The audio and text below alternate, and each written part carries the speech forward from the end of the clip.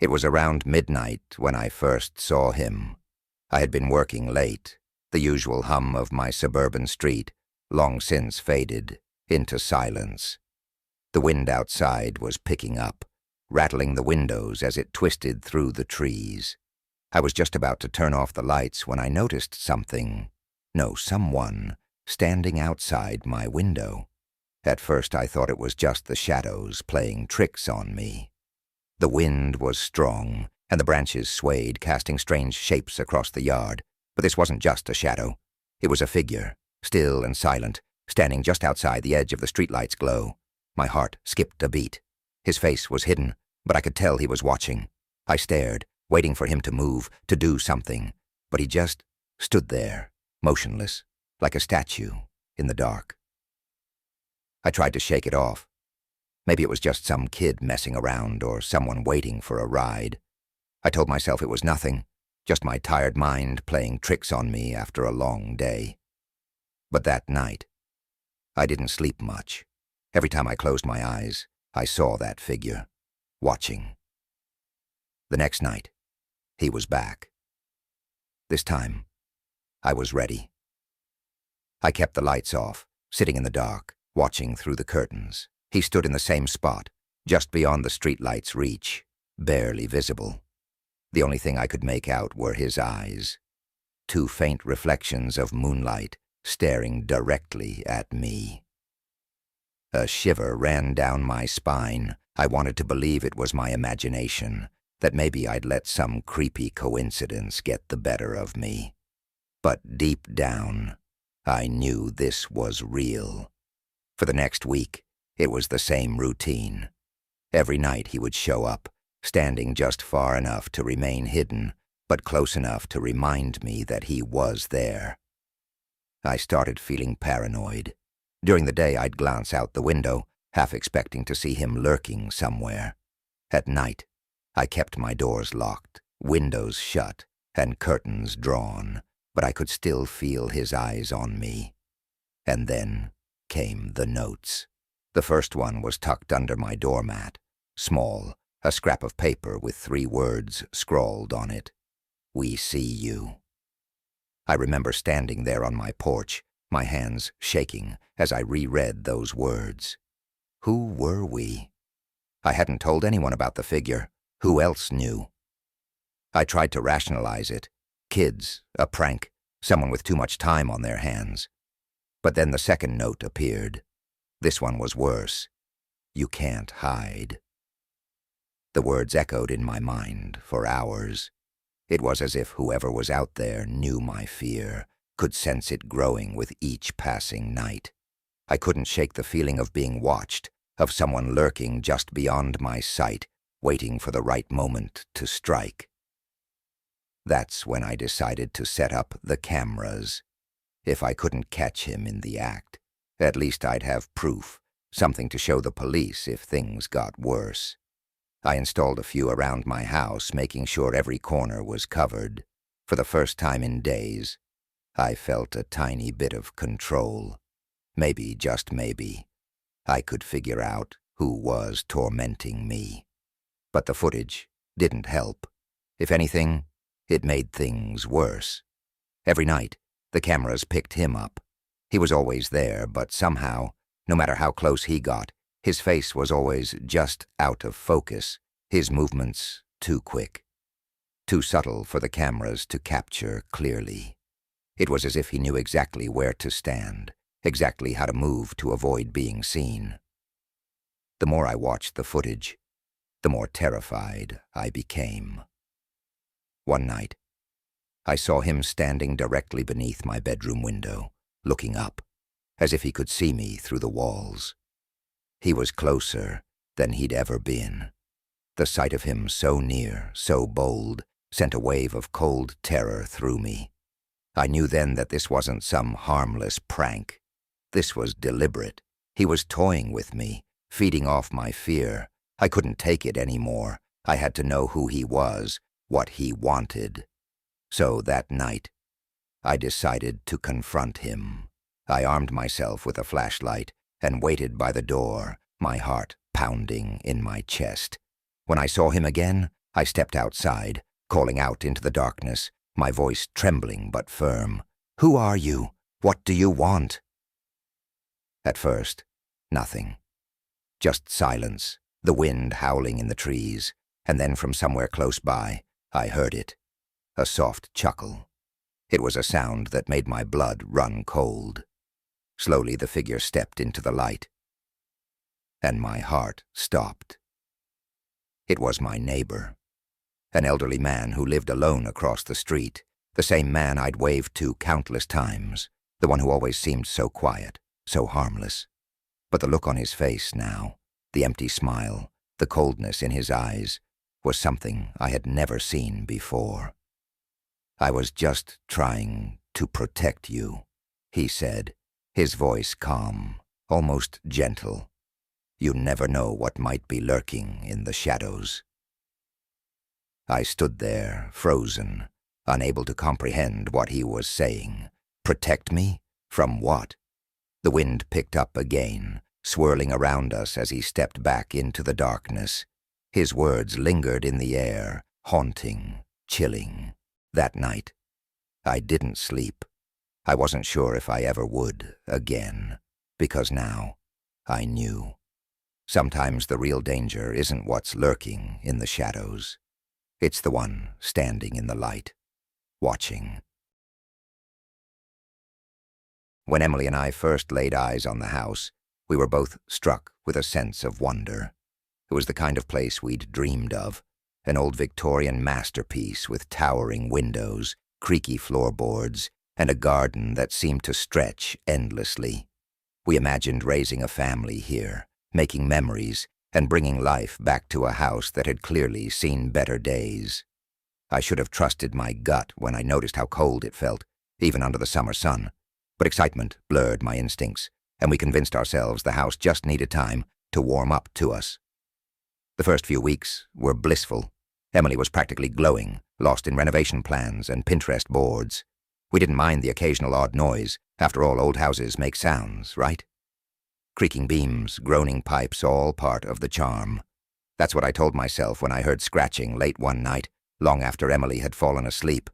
I ignored it, chalking it up to the house settling. But every night, without fail, the noises continued. Scratching, a faint tapping, like something or someone was inside the walls. It wasn't just the noises. There were other things, small at first, easy to brush off.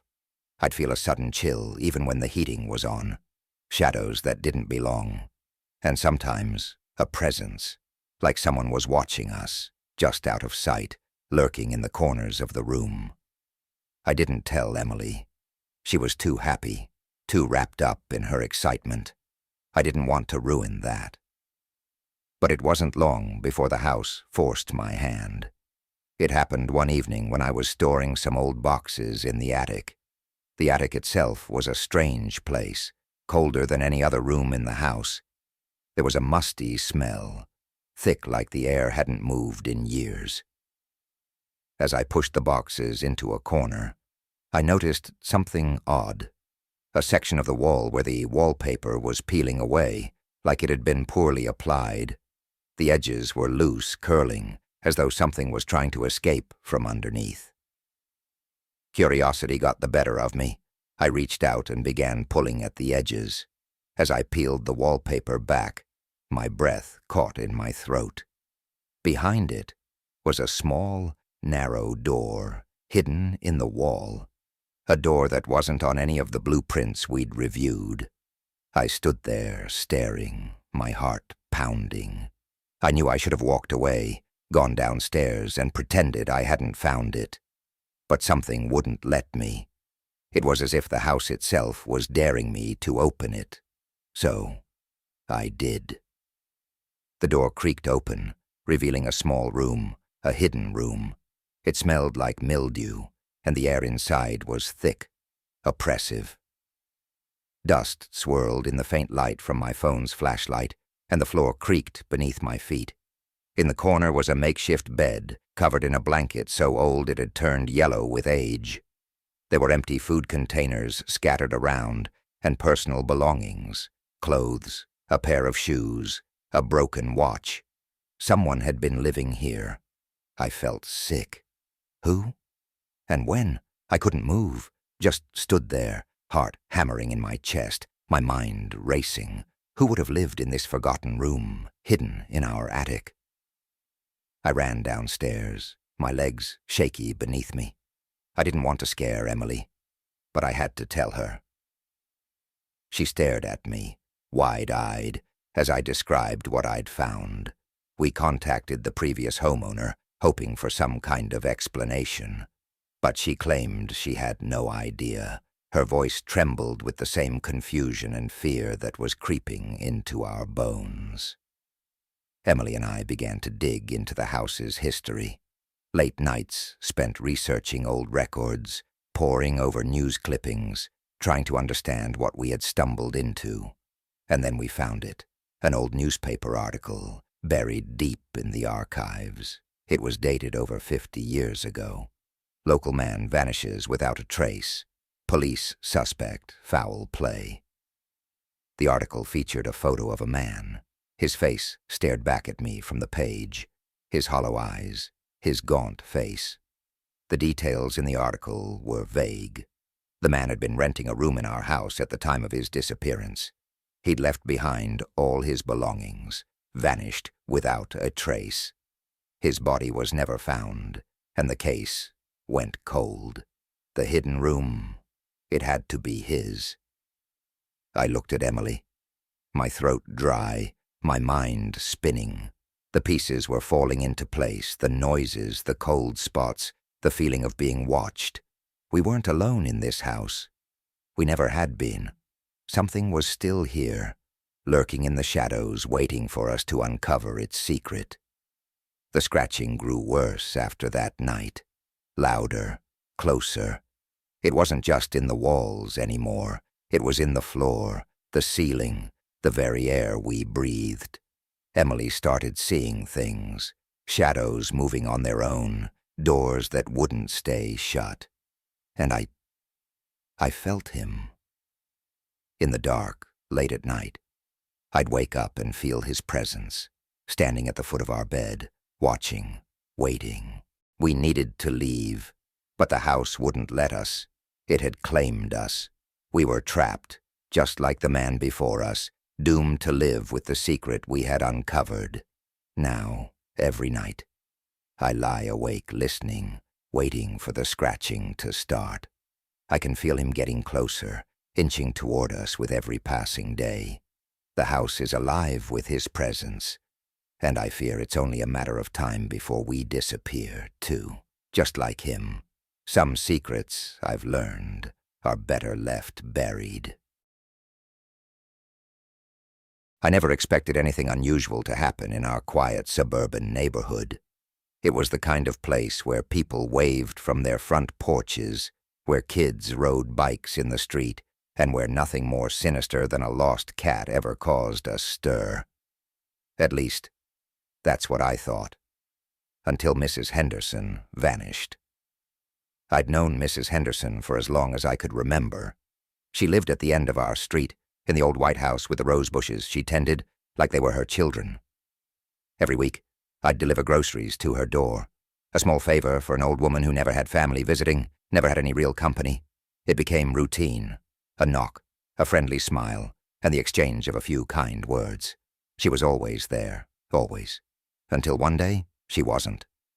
It was a warm Sunday afternoon when I noticed something off. Her newspaper, usually scooped up by dawn, lay untouched on the porch. I knocked on her door once, twice, 3 times. Nothing. No sound of her slippers shuffling across the floor. No creak of the door opening. Just silence. A deep, unsettling silence. I remember walking back home that day with a knot of worry forming in my chest. By the next morning, Mrs. Henderson was still missing. Days passed, and the neighborhood started to buzz with speculation. People whispered about what might have happened to her, but no one had answers. The police searched her house, top to bottom. No signs of forced entry, no struggle, nothing. It was like she had simply disappeared, but something didn't sit right with me. I couldn't shake the feeling that there was more to this than a simple case of a woman wandering off, especially when I started hearing the rumors.